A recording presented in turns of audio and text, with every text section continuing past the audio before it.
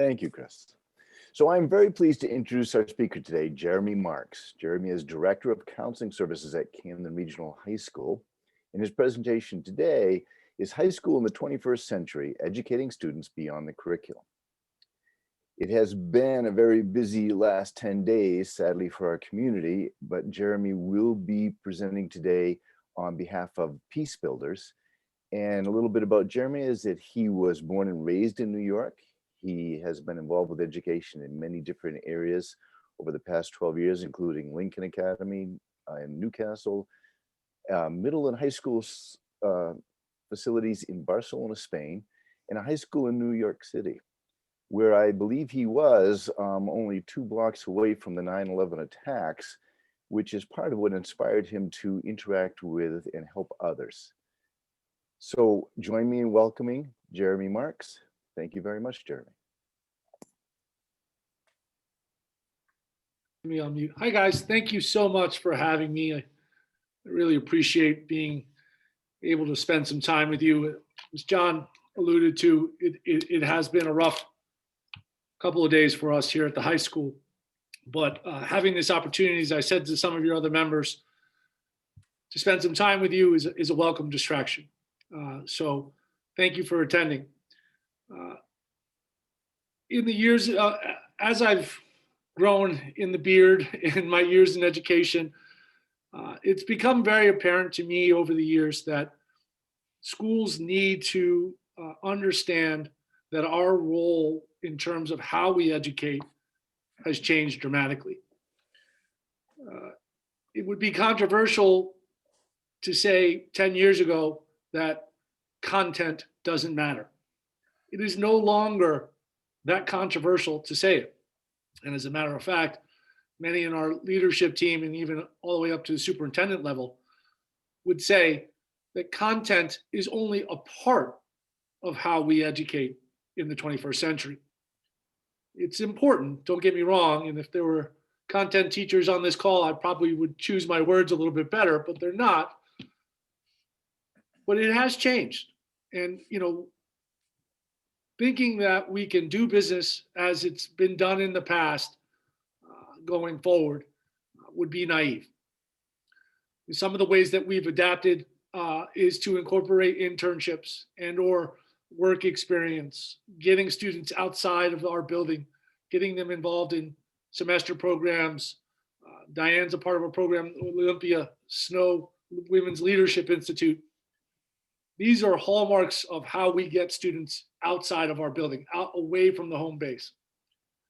But another way that we do this is through our advisory curriculum and homeroom.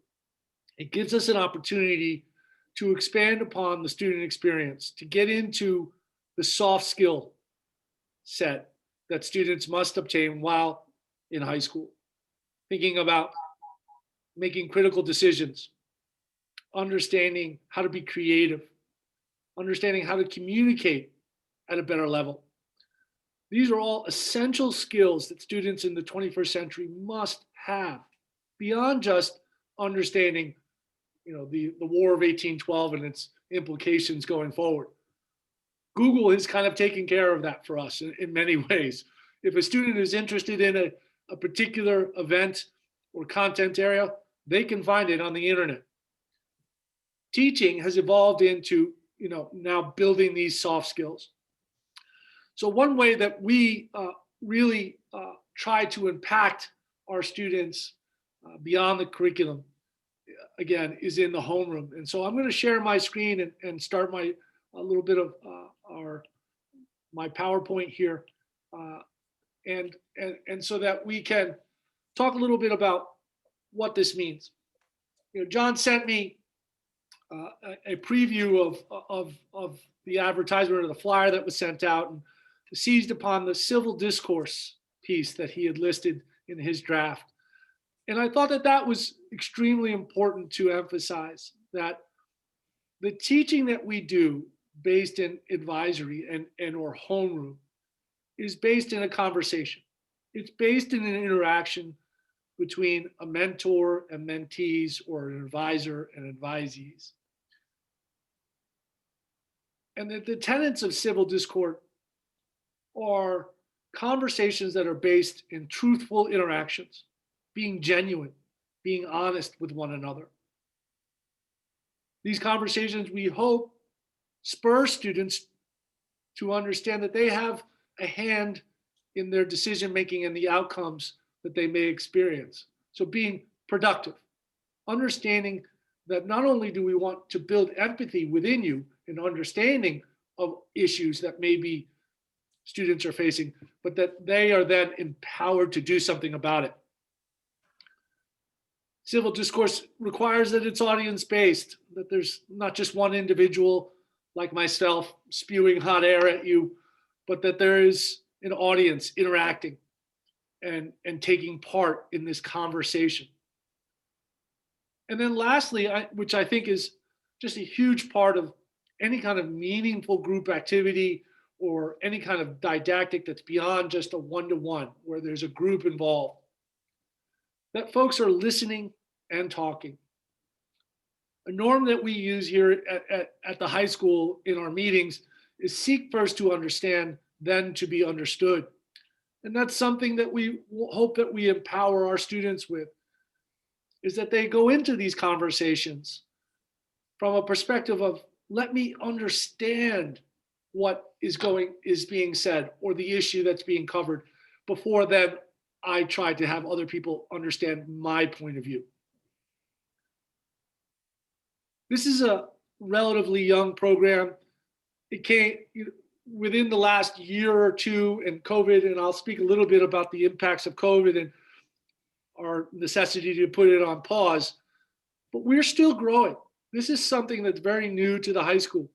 Before I came here, the homeroom consisted of 7 minutes in the morning, and then once a month, that there would be an extended conversation that was generated by let's say, a sentence prompt.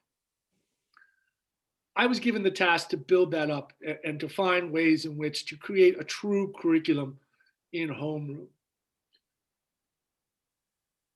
I wanted to put this on here, and I stole this from y'all's Peace Builder website, because I wanted to have you guys understand the relatedness of, before I go into our curriculum, some of the bridge between Peace Builders and what we're doing in homeroom.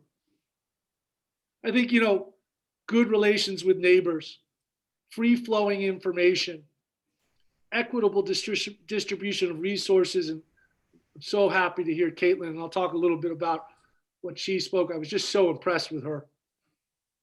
A well-functioning government, for us, it's a well-functioning school or structure.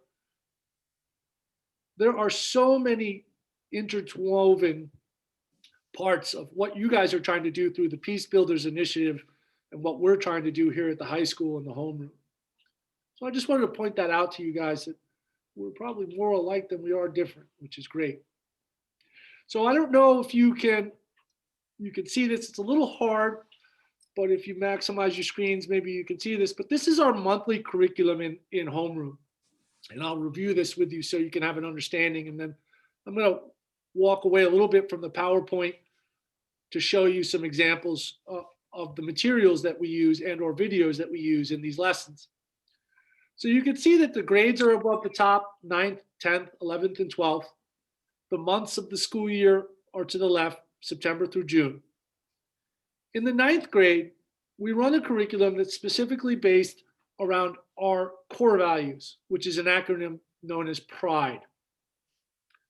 The P in PRIDE stands for personal responsibility, owning the outcomes of one's actions. The R stands for respect, valuing equity in culture and environment. The I stands for integrity, having the moral courage to make difficult decisions. And often this is where we emphasize to students that we understand that the right decision is sometimes the most difficult decision. And what makes it even harder is that the action after that may be some of the most challenging that you'll have to as a student. But making that right decision is what we want students to be empowered by in the face of adversity. The D stands for drive. As you know, living in this community, We have phenomenal students attending this high school and have had for many, many years. If you walk the halls here in the high school, and I encourage you, once we're able to open campus again, if you're ever interested in coming and taking a tour, I'd love to walk around with you. But you'll see that we sure do love our trophies here. And they're not only in the athletics, they're in the arts, they're in the theater. But for us, that's about driving towards excellence. And that's not a general bar for everyone, but excellence within each individual student, that they understand that we want them to work towards being the best version of themselves. Drive is needed there. The resilience and the perseverance is needed there. And I think that our students have shown with great example. We're coming up on the year anniversary of when we ended school, which was March 13th, ironically, Friday the 13th of 2020. The drive and perseverance that those students have had to endeavor through, not to mention the seniors that graduated last year without a prom, without a true graduation, without all the pomp and circumstance that goes along with that. But the loss of sports seasons, the loss of clubs, and generally just in general, loss. Our students have done a phenomenal job of being resilient through that. And that's part of that drive factor and pride. And lastly, the E in pride stands for empathy. And that's, I love that word. You know, I may look like a big giant bear. And if you've ever met me in person, I'm a pretty tall guy. I haven't missed many meals. So big guy, nonetheless. But I'm empathetic in the sense that at my root, at my core, I drive to understand what people are going through, the challenges they may be faced. Because the second half of that definition is what really draws me to this word, is that then I'm compelled to do something to help those folks. And we want students to have that ability to not only recognize when someone is struggling or needs assistance, but that then they're compelled to do something about it. So that's our core values. That's ninth grade year. That's the indoctrination of how we do business here at the high school. It's something that's really important to us. It's something that I can hope that we find other avenues in which to ingrain. But it is just the start for us. In 10th grade, you'll see in the blueprint, we start to utilize an app called Naviance. And that's a platform that we use for students to plan their post-secondary experience. But intermixed within that, you can see that we start to have discussions. And in January of 10th grade year, we start to have a conversation around at-risk behaviors, drugs and alcohol and tobacco. In March, conversations around healthy relationships and how to manage those. In 11th, you'll see a little bit of a difference. We try to tackle that stress management piece because we want them to be equipped with some skills in order to handle the stress that senior year and inevitably junior year, which is a really important year academically, but also grade appropriate and continued discussions around topics that we introduced in 10th grade, at-risk behaviors and healthy relationships. The last part is that red folder is our post-secondary planning process. In senior year, we navigate away from Naviance, which is that post-secondary planning app, and we start just conversationally based encounters. The tricky part for us is in 11th and 12th, we try to empower students with open campus, giving them the ability to leave and come from campus because we feel that they'll need those skill sets when they get onto a university campus and are given a lot of freedom. So we try to make these homeroom flex time periods mandatory. But as the year goes on and senioritis starts to set in for our seniors, that's an ongoing battle and one that hopefully in the years to come we'll be able to tackle. I wanted to show you a little bit of some materials that we use in these homerooms so that you have an understanding of what I'm talking about. So bear with me while I navigate here a little bit.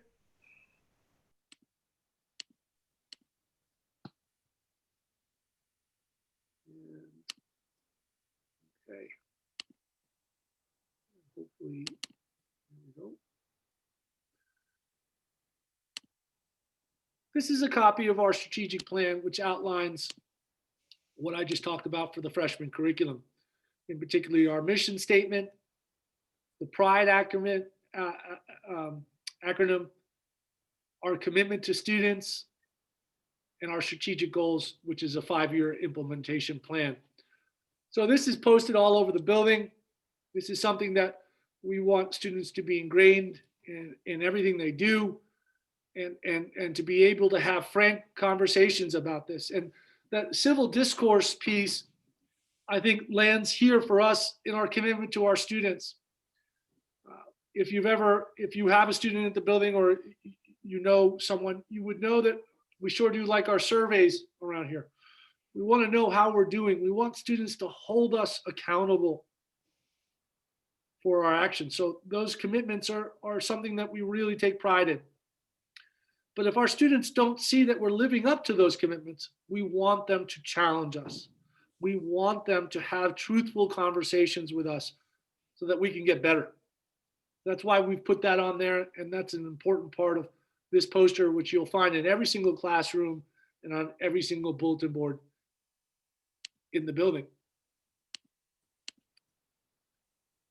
I wanted to also show you a little video that we use for our homeroom for a self-care lesson, so that you can have an understanding of how we do this. So the format would be that students would watch this video, and then we would have a discussion led by the homeroom teacher. So I'm gonna see if I can pull this off here. Hold on one sec. Okay. Let's share screen here. It's a short video, but I think you'll find it very interesting.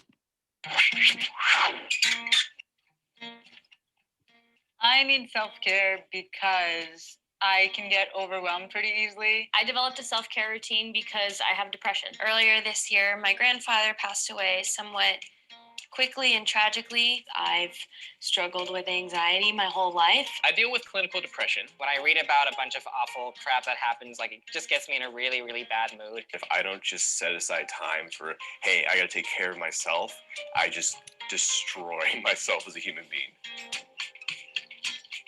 My favorite type of self-care is yoga. When you're mentally stressed, it also affects your body physically. So it's really important to release that tension, because it will also release your mental tension. My form of self-care is my journal. My thoughts and feelings will drive me insane if I don't get them out in some way, so I write them down. Going to the gym helps me stay sane.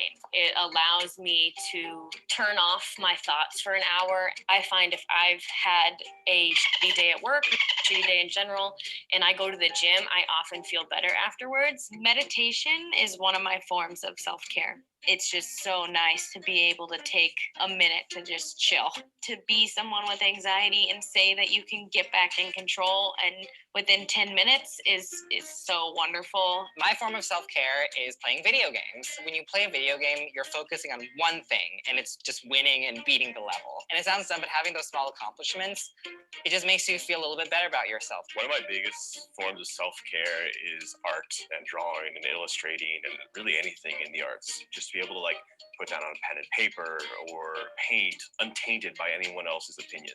It's really interesting because I typically create more when I'm sad or frustrated or angry. One of my self-care routines is reading, especially poems, especially something that can just get me out of my world. If I'm reading something that's about somewhere far away, it just removes me from my immediate situation and lets me think about somebody or something else. Finding the right self-care routine is not something that's instantaneous. It takes a lot of trial and error. It's good to find things that allow you to distract yourself. Keeping my illness from taking over my life requires a daily effort. Just take that time to do something for yourself. So this is just an example of a piece of material that we would use in homeroom. We would ask the students to watch that video, and this lesson was directed around self-care. And in that particular lesson, we would ask them to identify their own version of self-care and what they were using, and then share in a circle format. We use a circle discussion format where we ask the teachers circle the chairs, or at least put it chairs or ask students to face one another. They use a talking stick or a talking emblem. So let's say, if I have the pen, I'm the one that can speak. And then ask them to share out, maybe in this case, their self-care, what they learned from what another individual may have shared, and then a group discussion at the end. So we try to give them content that's meaningful, that's relevant. I did have to use a dolphin sound in there because there was some profanity, but we're still in a school, so we got to make sure that we keep it G-rated.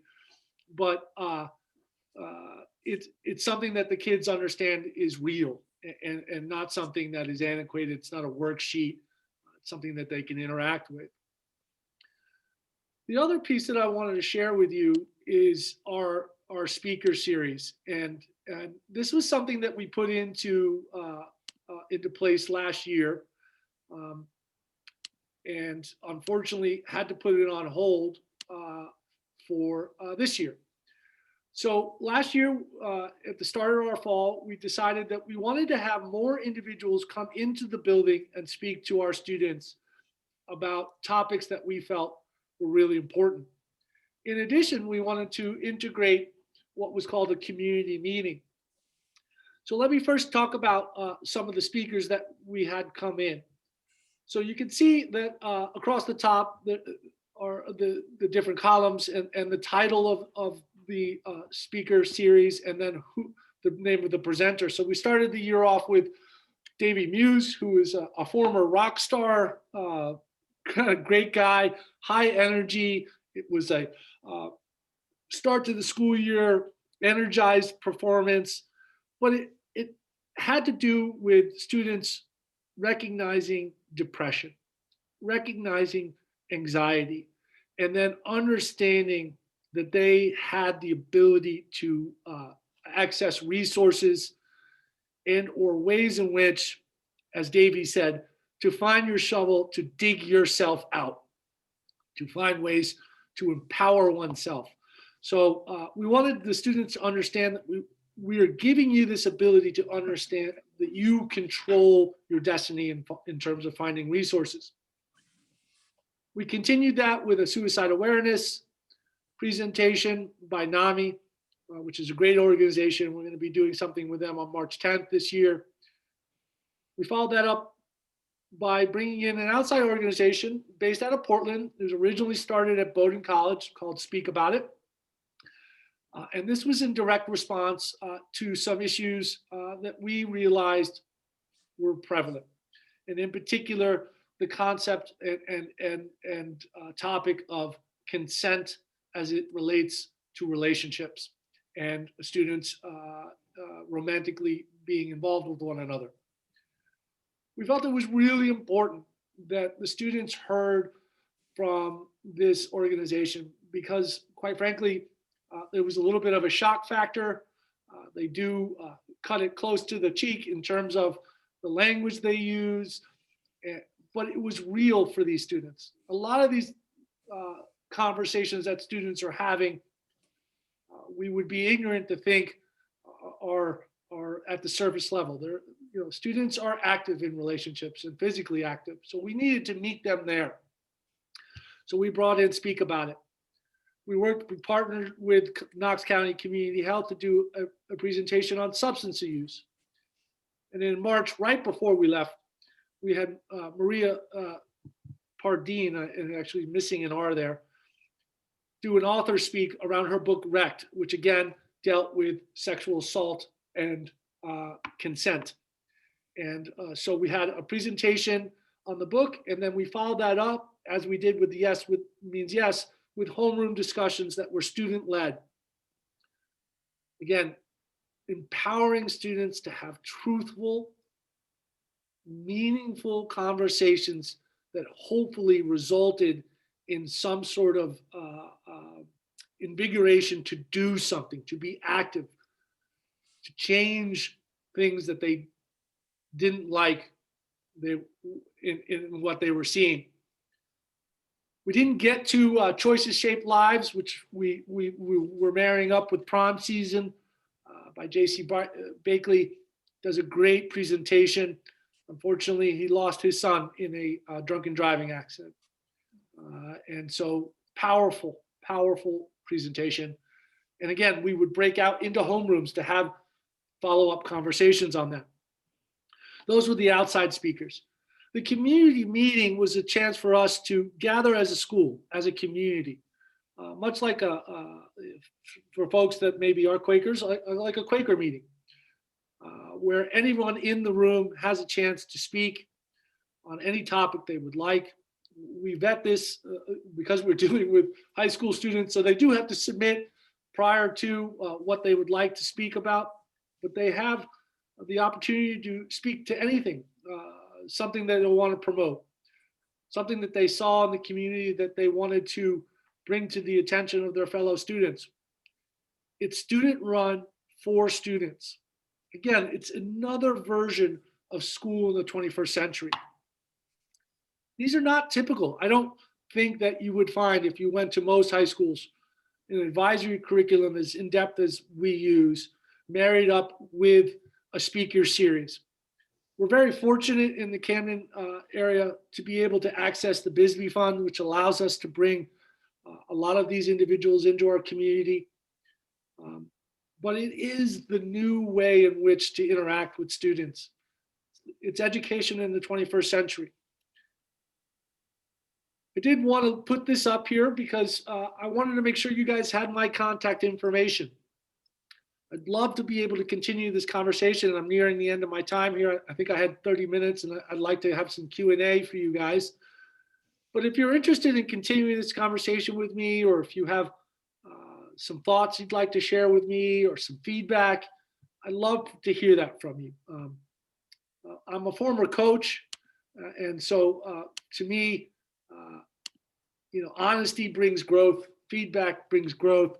So if there's ever anything that you feel like you want to share with me, I'd love to hear it. God knows we're not perfect and we're still working on things and trying to get better.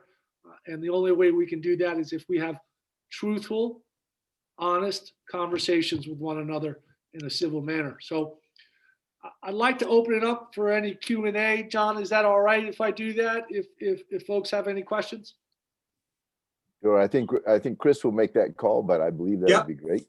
Yeah, I think that's perfect. Thanks very much, Jeremy. We do have some time for questions. So I'd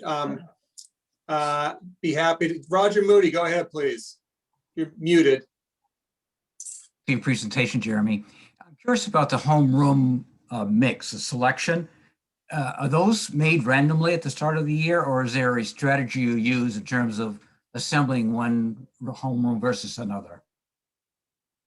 Thanks, Roger. That's a great question, and this is kind of the give and take of trying to formulate an optimal learning environment. So homeroom functions as a way for us to help 8th graders transition into the high school. So the 8th grade counselors have a large say in the configuration of students in those homerooms to ensure that a student has at least one friendly face. We now receive students from 10 different sending schools. Our enrollment's at 720 this year. We're approaching, we're about 40 students away from the biggest this school has ever been, which is great because we have a phenomenal school and I'm glad that we can share it with as many students as we do. So the 8th grade counselors have a vested interest in making sure that their kiddos have a soft landing space when they come into the high school.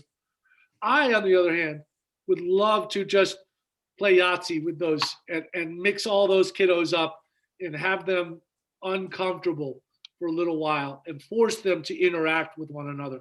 That is part of that 21st century learning environment, is that students need to understand they need to be their best advocate. They need to empower themselves in relationships and conversations and how they interact. And sometimes if we make it too easy for them or too soft, they'll just fall into old patterns and talk to the same students they've talked to maybe for the last 8 years, being a K-8 system. I'd like to mix that up, and that's a little bit of a give and take, but there is some intentionality around those groupings, and and some randomness. So it's a little bit of both worlds. Thank you. Mr. Bowditch, go ahead, please. Yes, great talk, Jeremy. I really appreciated what you had to say. I think about Camden as a relatively well-off, not terribly diverse community. How do you deal with the whole issue of diversity? I'm encouraged by Kate's research on inclusivity, because that's a close cousin. And you know, it's one thing that will occur to the students once they leave Camden Hills, is that they will be faced with more diversity in all likelihood. James, it's a great point, you know, and a little, if you were paying attention to my history and my past, I'm from New York City. I'm born and raised in Brooklyn, so don't hold it against me. Yes, I am a Yankee fan, but you know, I was born that way, so you can't hold it against me. I see Matt disapproval. But you know, I come from a very diverse background. You know, at Midwood High School, which is the high school I worked at in New York City, which is a giant school. It's a school of 4,000 students, built to only hold 2,000. It was a different type of homogeneous environment. It was predominantly African-American, West Indian, and I was a white man working within their culture. So, you know, this is something that I had to learn very early in my career. You know, how do I create diversity when there isn't? And for us at Camden Hills, that diversity issue is twofold. Yes, we're in one of the whitest states in the union, and we don't have a whole tremendous amount of cultural diversity. However, at Camden Hills Regional High School, contrary to most people's thoughts outside of this community, we do have a tremendous amount of diversity as it relates to socioeconomic status. So really our concentrations, and I think this year for us, where we took last year's movement in the Black Lives Matter movement, in the Me Too movement, where we took that for us this year was to formulate what is called the DEI, or the Diversity, Equity, and Inclusion Committee. And that's taking an extensive look at our curriculum, how we are including all aspects, how are we making that diversified, how are we creating an inclusive curriculum. And I was so happy to hear Caitlin speak, because that's exactly what we're trying to do, is have students push the boundaries, not only within their classrooms and with their fellow students, but also to other organizations and other aspects of our community. So I was so thrilled to see that she, you know, is using your platform to push her survey on inclusivity. It's just so nice to see, and geez, she is so well spoken. I mean, when I was a junior in high school, I was definitely not that well spoken. And I only really cared about football and other things that Caitlin is obviously well beyond her years. So I was just tickled pink to hear her speak and to hear her have that focus. I second that as well. Dick Householder, quick question, and then that'll be it. So keep it brief. Jeremy, do you interface with the school psychologist? And if so, what function do you provide? Yeah, well, this year, we were very fortunate. We were able to hire 2 social workers that are now part of my team, in addition to our school psychologist, Dr. Iride Paichaki. So Dr. Paichaki, her role is multifaceted, but it's primarily focused to service our special education student base and conducting ed evals, psych ed evals to analyze students' challenges cognitively. The social workers that we were hired this year, and so excited that we were able to do this, are strictly that, mental health practitioners. And they are here in our office suite. I thought it was really important to make them a part of our team. And Richard, this points out another aspect of teaching in the 21st century and educating in the 21st century. We no longer can only be monofocused on the academic side of the student. We must educate the self, the holistic view of the student, their mental health, their mental well-being, as well as their physical well-being, in addition to their cognitive abilities. So I'm really excited to have those individuals as a part of our team. Good, thank you. Excellent. Jeremy, listen, thank you very much for joining us today. I want to apologize for any gray hairs that my two children are currently giving you. And I got one more coming your way next year, and I swear to God, that'll be it. But again, thank you very much for joining us and all you do at the high school. Thank you, guys. Really appreciate the opportunity. Okay, Joan